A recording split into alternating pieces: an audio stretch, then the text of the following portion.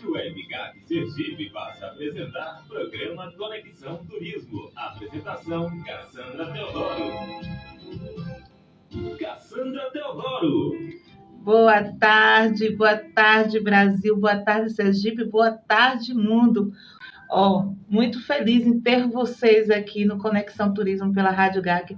E eu só tenho que agradecer mais uma vez toda a audiência que vocês estão nos dando, nos permitindo entrar em seus lares e acompanhar aqui tanto pelo Instagram quanto pelo canal do YouTube Cassandra Teodoro. Muito obrigada, gente. E o Conexão Turismo hoje vai fazer uma viagem maravilhosa pelos aeroportos, né, do estado, do Brasil. Aliás, vamos fazer um pouco de uma viagem dos aeroportos, conhecer um pouquinho dos aeroportos do mundo, né? Porque essa empresa, ela é internacional. E hoje quem vai estar conosco, que vai contar um pouquinho de tudo, é o Marcelo Bento. Daqui a pouco ele vai estar aqui antenado conosco, tá, gente? Mas antes de mais nada, eu quero dizer o seguinte. No dia 4 de fevereiro, no Dia Mundial contra o Câncer, foi acionado o sininho. E a gente aqui do GAC, obviamente, nunca poderia deixar de falar sobre esse tema.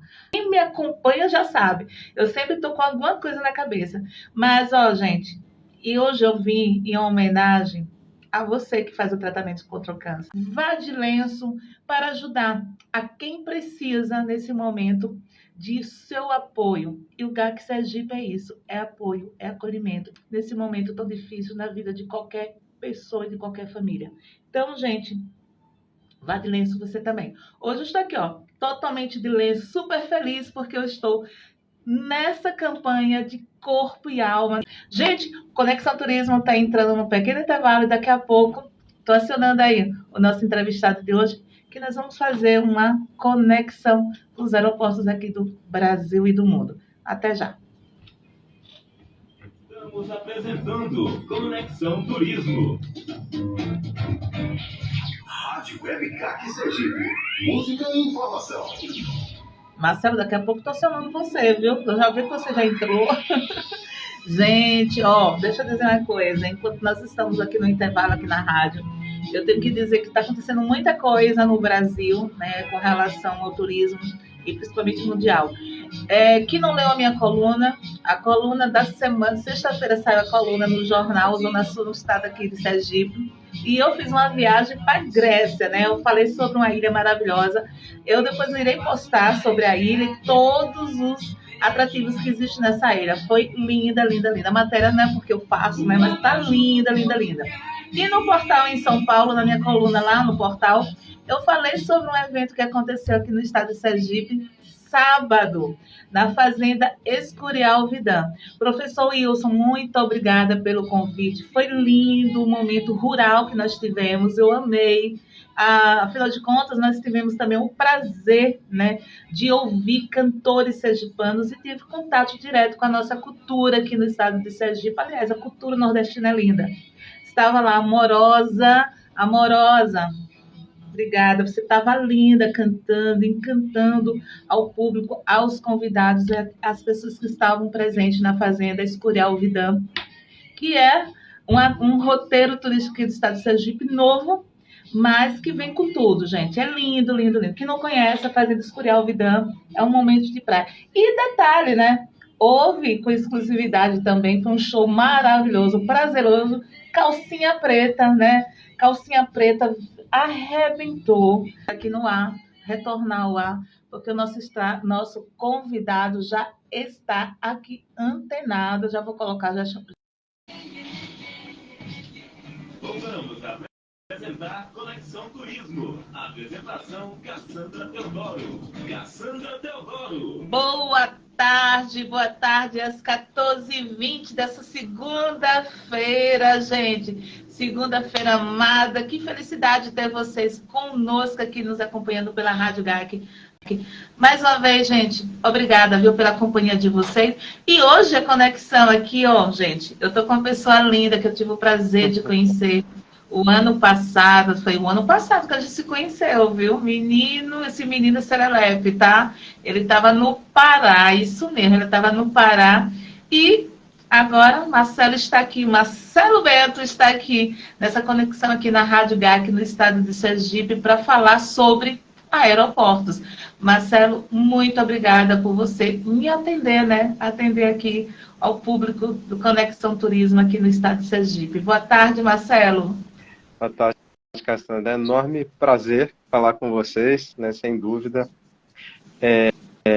Nós somos uma companhia aérea que tem a maior parte da sua atividade hoje, 100% da nossa atividade no Nordeste, né? Então, para a gente é muito importante essa conexão com o seu público e eu que agradeço a oportunidade. E só a pandemia tira a noção do tempo da gente, né? Na verdade, nós já nos conhecemos há quase 2 anos. Já viramos 2023. Depois, né? Marcelo. Caiu a ficha depois. Eu falei, meu Deus do céu, já passou 2 anos. Tempo Foi mesmo, voa. nós nos conhecemos em plena pandemia, né? Exato. Ai, No encontro de jornalistas do turismo, né? Justamente. Exatamente, da federação, né? A nova Federação Brasileira de Jornalistas e Comunicadores de Turismo aqui do Brasil. Marcelo, e hoje você está numa nova, né? Vamos dizer que você está numa nova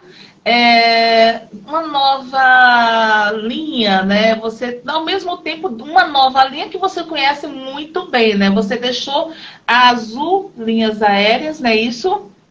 Você deixou... Isso.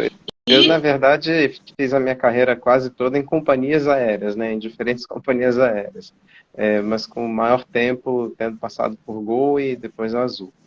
E aí, realmente, há 1 ano atrás, né, eu parti para novos ares e aí me juntei à AENA, que é uma operadora aeroportuária, né, então migrei da indústria vamos dizer, das companhias aéreas para os aeroportos.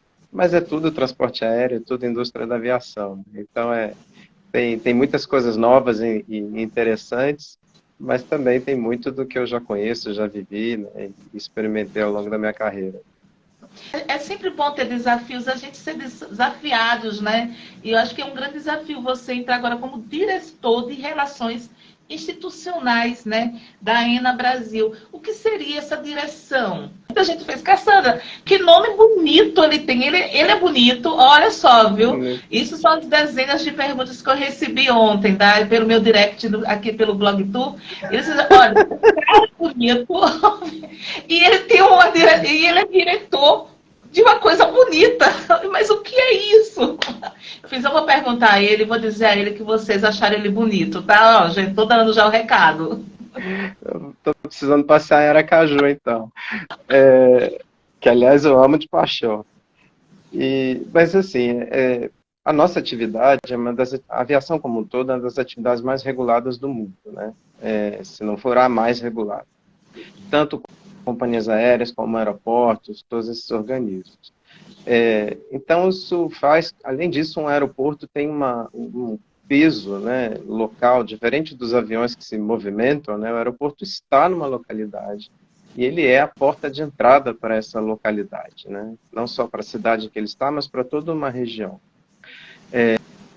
Então, isso faz com que a gente tenha uma quantidade de interações com os organismos regulatórios e com o poder público de uma maneira geral, tanto municipal, como estadual, como federal, e também com as instituições da sociedade, né, os conselhos de turismo, as agências de desenvolvimento econômico de cada estado. Então, assim, um aeroporto não existe como um prédio que está lá para receber aviões, né, e passageiros. A gente é um vetor de desenvolvimento. Então, eu diria que justamente a minha missão é ser esse interlocutor, né?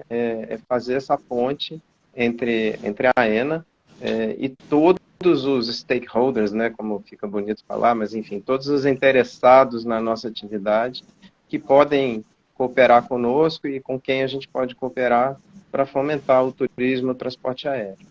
Né? Eu também sou responsável pela comunicação, né? Então por isso a imprensa, esse relacionamento com a imprensa faz parte do escopo também do meu trabalho. Eu acho fundamental você.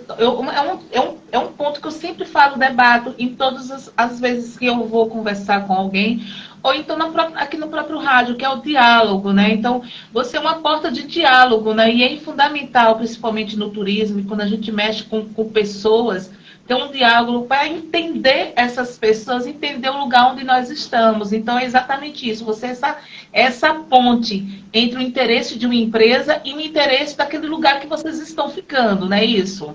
Resumindo.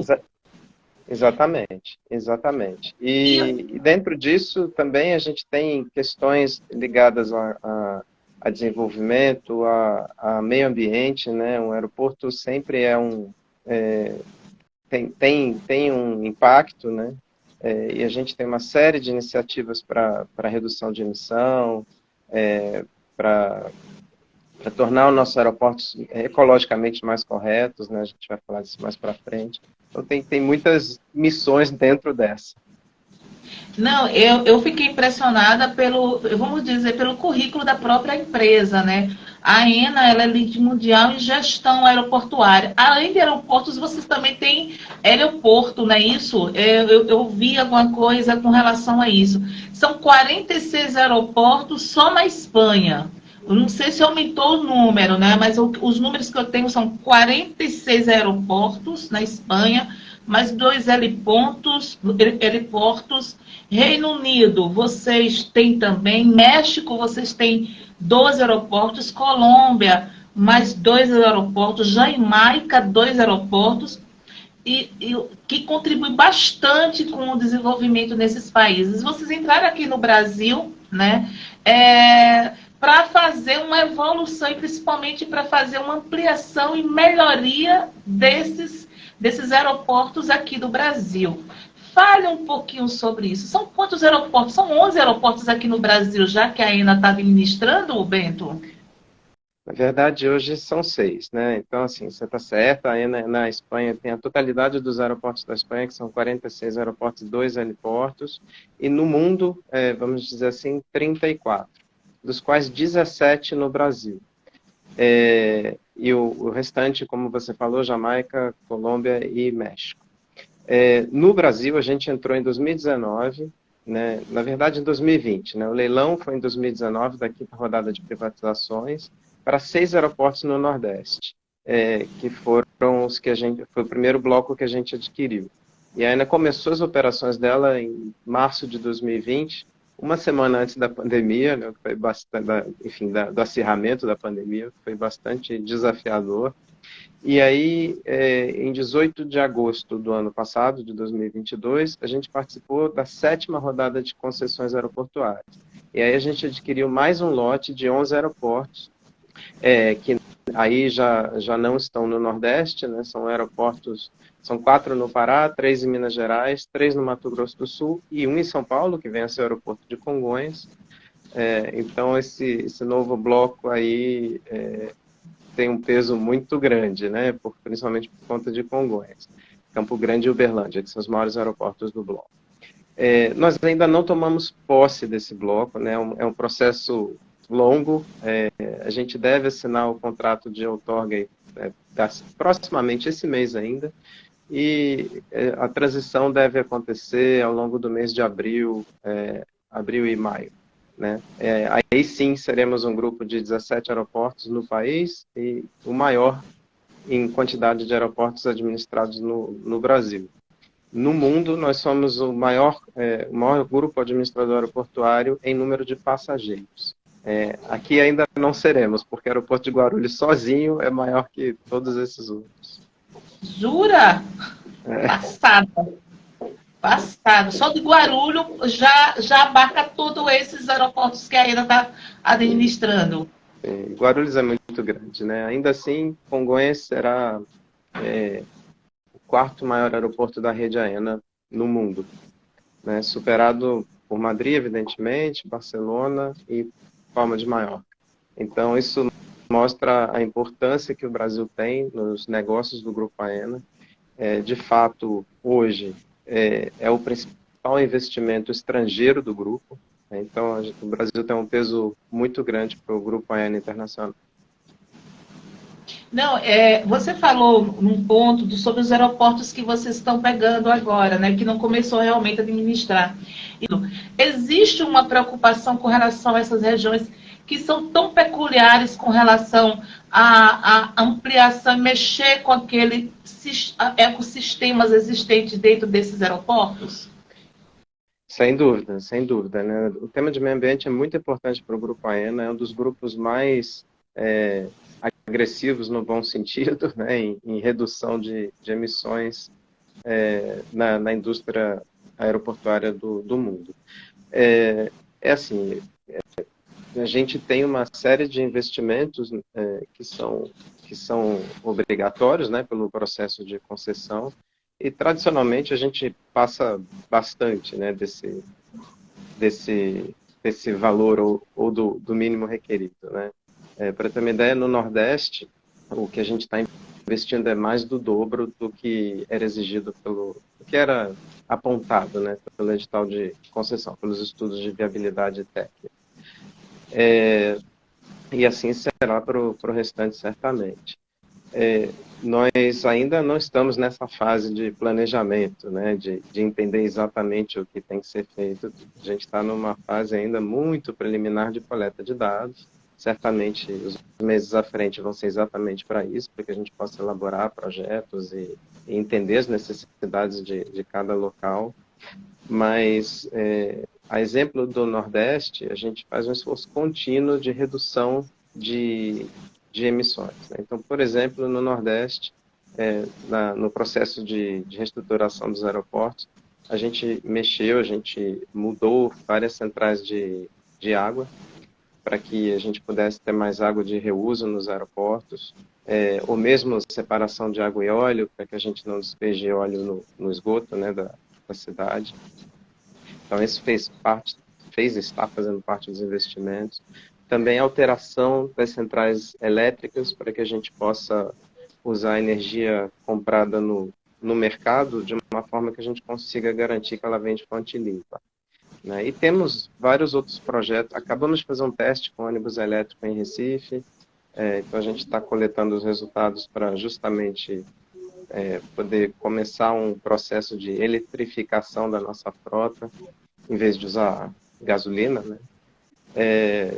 Temos também alguns planos de usar energia fotovoltaica nos nossos aeroportos para deixar de depender de outras fontes de energia. Então, tem muitas coisas feitas já nesse sentido nos aeroportos que nós temos hoje, projetos para esses aeroportos que serão certamente replicados nos demais.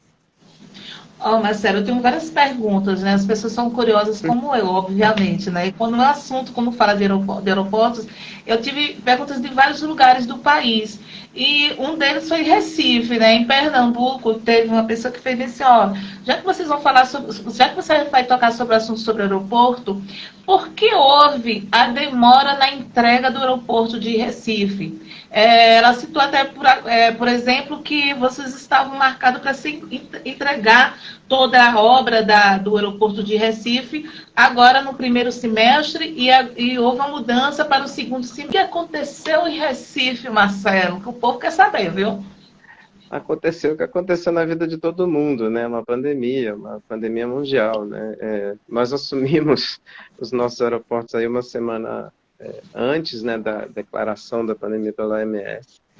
Então, a gente teve que viver em estado de sobrevivência, né? Lembrando que a malha aérea brasileira foi de quase 3 mil voos por dia para 200 e poucos voos na fase mais aguda, né? Foi uma quase morte da indústria. Então, evidentemente, nesse contexto, ninguém ia conseguir começar uma obra nessa situação. E na fase que a gente começou a se mobilizar, nem operários a gente conseguia, né? Os insumos também foram complexos.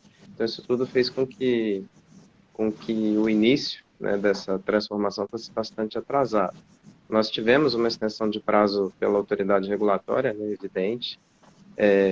Então, ao invés de entregar o aeroporto no início desse ano, estou falando de Recife, né? A gente vai entregar aí ao longo do terceiro trimestre do ano.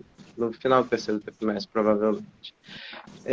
Nos demais, a gente deve conseguir cumprir, com algumas variações, a data aí de junho, mais ou menos meados do ano.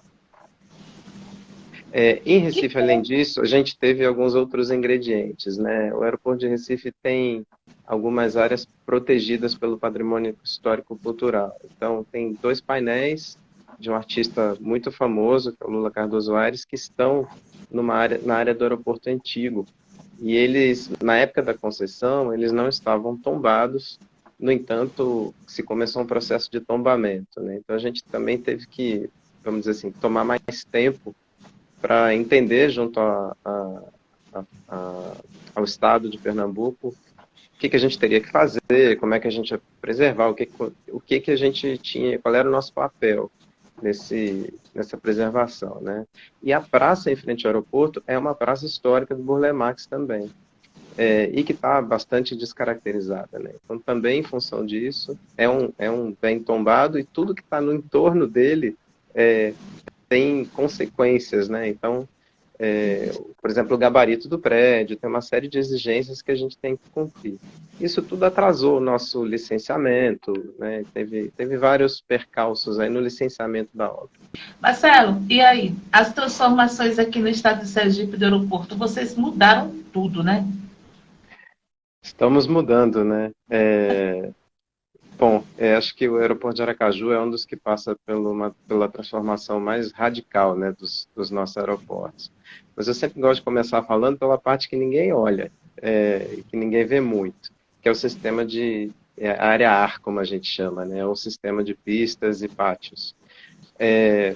Porque é uma área fundamental para o aeroporto, né? Especialmente Aracaju, a pista está tendo um aumento de 300 metros na sua extensão, né? O que é bastante. Deixando o aeroporto aí com uma pista super confortável para os tipos de aviões que operam na cidade. Mas não só isso, como também reforçando muito a segurança aeroportuária, né? O aeroporto é um aeroporto seguro, porém, ele ainda não seguia todas as normas internacionais, né? O que é natural. Os aeroportos que são mais antigos, né? Eles têm que ir sendo adaptados aos poucos, porque as normas vão evoluindo e vão ficando cada vez mais exigentes. Então, a gente fez áreas de escape nas 2 cabeceiras da pista, né? Que é um requerimento, a gente chama de reza. Também a compactação de toda a faixa lateral da pista, dos 2 lados. Por que isso tem que ser feito? Se um avião tiver uma excursão, como a gente fala, né? Se ele sair um pouquinho da pista, o piso nas laterais da pista tem que ser duro o suficiente para ele não afundar, mas também não só isso, para carros de serviço poderem chegar, como carro de bombeiro, ambulância, esse tipo de coisa. Isso tudo são requerimentos internacionais que a gente espera não precisar, mas é extremamente importante que o aeroporto cumpra, né? Então, não só isso, mas nova drenagem, recapeamento, sinalização horizontal, que é aquela sinalização pintada tanto na pista de pouso como nas pistas de rolagem, de táxi, e mesmo nos pátios, né? Uma iluminação inteiramente em LED, então muita coisa feita para deixar o aeroporto mais seguro.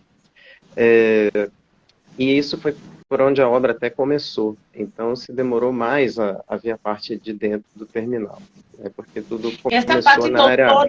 Essa parte externa aí que você está falando, quando eu falo externa, é a que pega a pista, etc e tal, já está pronta, já foi finalizada? Ainda tem coisas, mas assim, a imensa maioria dessas coisas que eu relatei já tá feita, né? Uhum. Bom, e aí, no terminal em si, né, a gente tem o terminal com mais 8.000 metros quadrados de área, então é muito maior do que o de hoje. Com uma sala de embarque que... bom, basicamente a gente criou um segundo piso, né? Não apenas realocando áreas administrativas que estavam no segundo piso e deixando elas disponíveis para o terminal, tornando elas área pública, né? Como a gente construiu um piso inteiro. O aeroporto de Aracaju tinha como é que chama? O mirante de um lado e os nossos escritórios do outro, e um vazio no meio. Então, esse vazio foi construído uma laje, então o aeroporto ganhou um segundo andar inteiro, né? Por isso esse crescimento aí de 8 mil metros quadrados. Só a sala de embarque, que já subiu para o segundo andar, ela é mais do dobro do tamanho, né? Ela tinha cerca de 900 metros quadrados embaixo e agora tem 1.800 metros quadrados na parte superior. E é o que vai possibilitar a instalação de duas pontes de embarque, né? Que a gente chama de finger, né? Alguns chamam de finger, mas em português é ponte de embarque, que dá muito mais conforto para os passageiros, inclusive para os passageiros cadeirantes, aqueles que têm alguma dificuldade de locomoção, né? Então, tanto se mantém, né, duas portas de embarque remoto, né, que você pega a escada e desce até o térreo para pegar um ônibus ou caminhar até a aeronave, como se disponibilizam duas pontes de embarque. Essas pontes de embarque ainda não estão instaladas, já estão no porto, daqui a pouco chegam no aeroporto para começar a ser instaladas. E uma revisão completa do terminal, né? Um novo sistema de bagagem que é muito mais automatizado, muito mais rápido, também torna a devolução de bagagem mais rápida, esteiras mais rápidas e mais amplas também, que facilitam, né? Não fica aquela aglomeração em volta da esteira de bagagem. O aeroporto como um todo ganha aí 70% mais de capacidade do que ele tinha em 2019. Então, ao rever os espaços, ampliar canal de inspeção, ampliar embarque e desembarque, é um aeroporto que ganha 70% mais de capacidade, que a gente, enfim, dura muitos anos, a gente espera que nem muitos assim.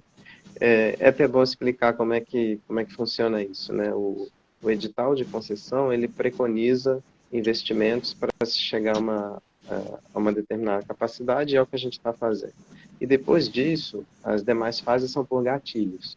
Então, quando a gente chega em 80% aí do novo gatilho, a gente já tem que ter um plano para a execução de uma nova ampliação. Tá? É uma concessão de 30 anos, então essa é a primeira grande ampliação. A gente espera que a demanda nos force a ter outras. Vale dizer que o aeroporto hoje já é certificado, né, para um tipo de aeronave que tem muitas aplicações, né, que podem voar para a América do Sul inteira.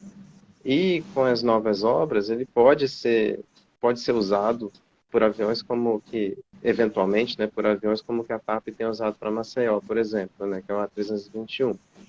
De fato, para operações de aviões wide body, né, como a gente fala, de corredor duplo, grandão, aí tem que ter novas adaptações. Mas a tendência hoje é até que se usem mais e mais aqueles aviões do tipo A321 de longo curso, como que a TAP tem usado já para várias operações entre o Nordeste e a Europa.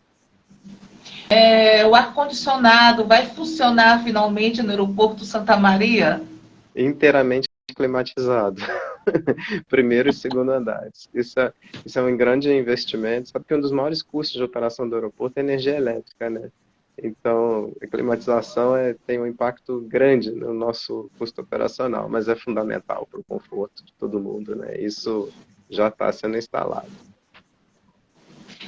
Com isso, o aeroporto que recebia, vamos dizer, eu lembro quando eu trabalhava na Secretaria do Estado de Turismo nessa época, eu lembro quando chegou 1 milhão de passageiros, quando chegou, bateu a meta de 1 milhão de passageiros, aí até alguns anos, tá?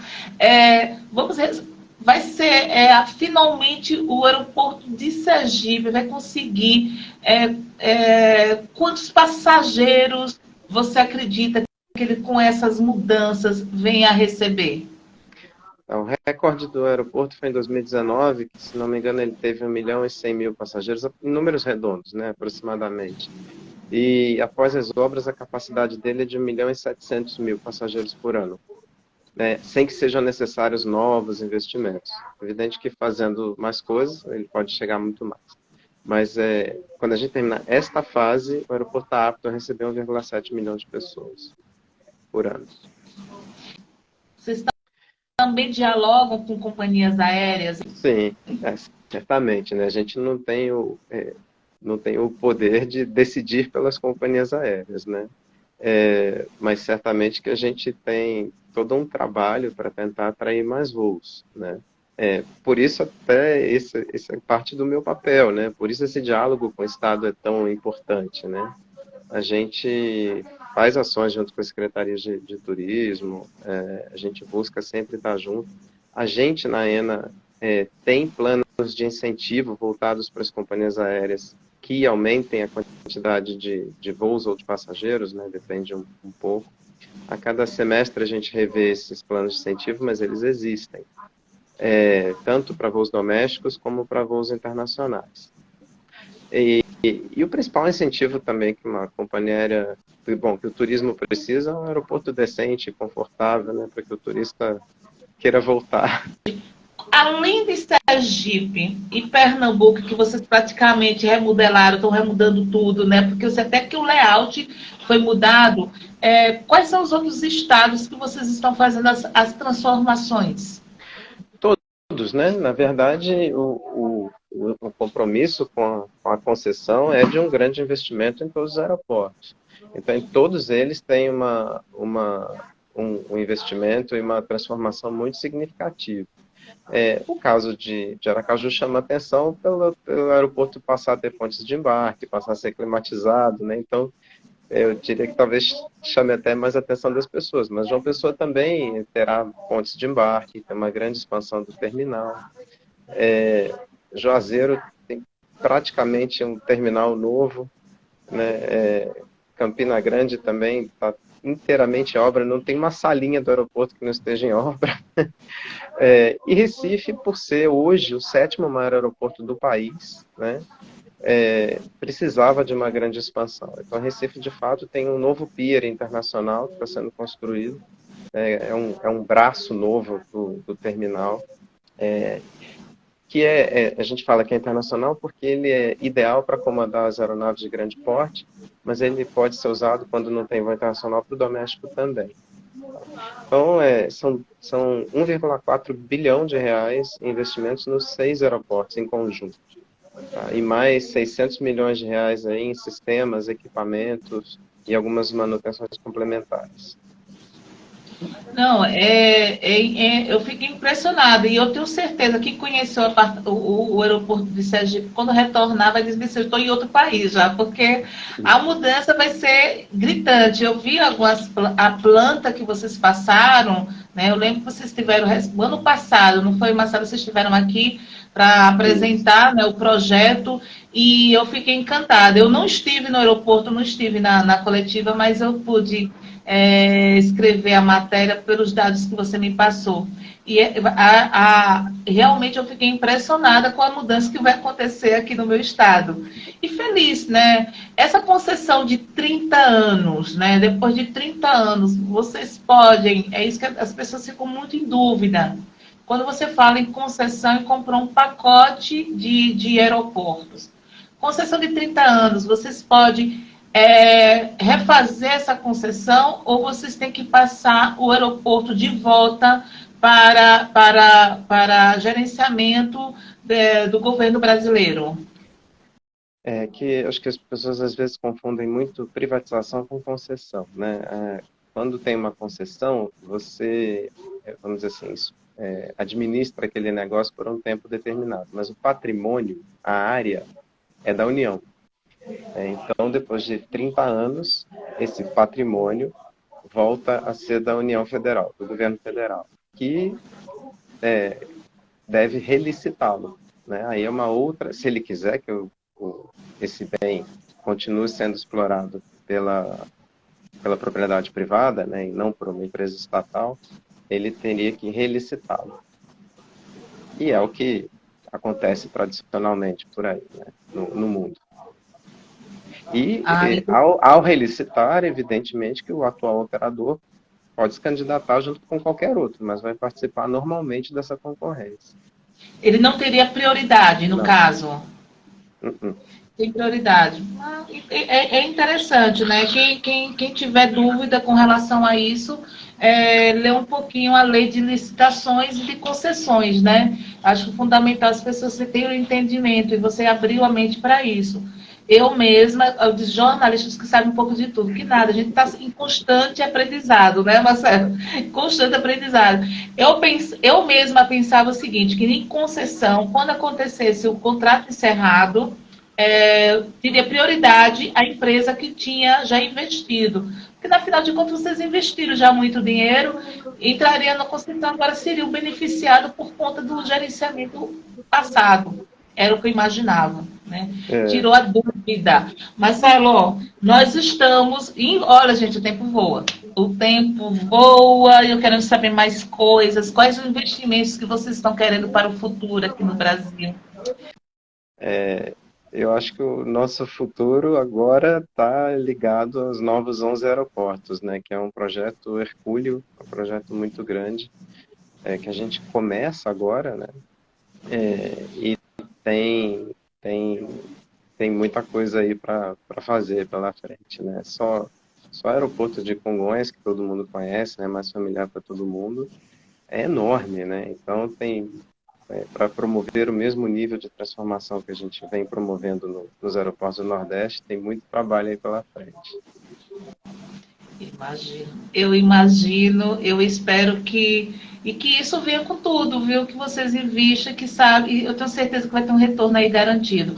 Olha, tem uma pessoa aqui, ó, não está dizendo, fica Febitur, não sei de onde, gente, tá aqui, ó. Salve, amiga Cassandra, amigos, né? Marcelo Bento, um abraço desde Salvador e parabéns pela live. Tá mandando aí, ó. Não é uma das suas apaixonadas, não, tá, Marcelo? Tá mandando um forte abraço para você. Depois eu mando para você a lista. Marcelo, muito obrigada. Eu espero que você venha breve logo aqui, tá? Que você venha e traga novidades aqui para o estado de Sergipe. Quando vai ser a entrega daqui? Já tem uma data definida?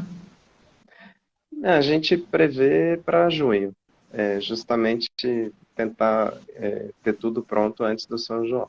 Essa é a nossa meta. Ai, que massa! Vou adorar, viu? Me chame, vamos dançar um forró aqui. Vem dançar um forró aqui comigo. Sim. Olha aquele... Bem, eu não sei se ele dança forró, não. Agora eu sei que ele gosta de navegar pelos rios. E de caranguejo. Muito bem. Marcelo, muito obrigada. Obrigada, Ana Brasil, por ter cedido você aí. Saber sobre turismo é sempre bom e saber o que vocês estão investindo aqui.